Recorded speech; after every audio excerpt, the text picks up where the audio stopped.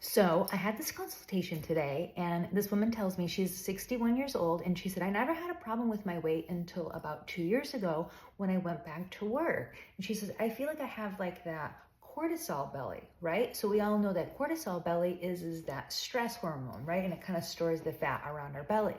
So I said, oh, so what do you do for a living? And she says, I'm a nurse. And I said, great. Well, how many days a week do you work? And she said, I work 3 days. Great. Are they 8 hours or are they 12-hour shifts, right? These are all really important questions to ask when you're trying to figure out how to manage your food. So she tells me that she works 3 12-hour shifts, and 2 of the shifts are actually overnight, so that she works a 7p to a 7a or something like that.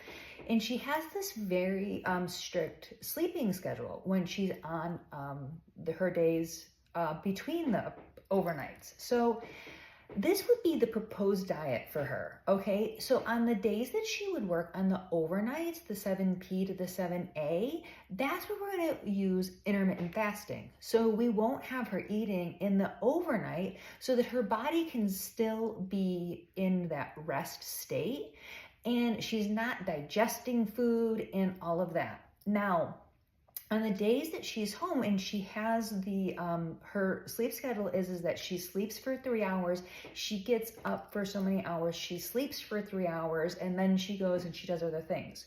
So then what we do on those days is we give her a very carb heavy diet between each of her sleep schedules. This way she's sleeping sound because she's got the extra comfort from the, support from the carbohydrates, right? So she's getting the extra sleep support. Now what happens is that we know that the carbohydrates that you don't use, they get stored. Now the next day when she goes to work or whatever that overnight schedule would be, that she's gonna take that stored energy and that's how she's gonna intermittent fast for that next day. So that's how you start to create some balance in your food. You got to stop talking about calories and you got to start thinking smartly about how to use all of these diet fads for you so that you can start to create some balance in your life. I'll see you next time.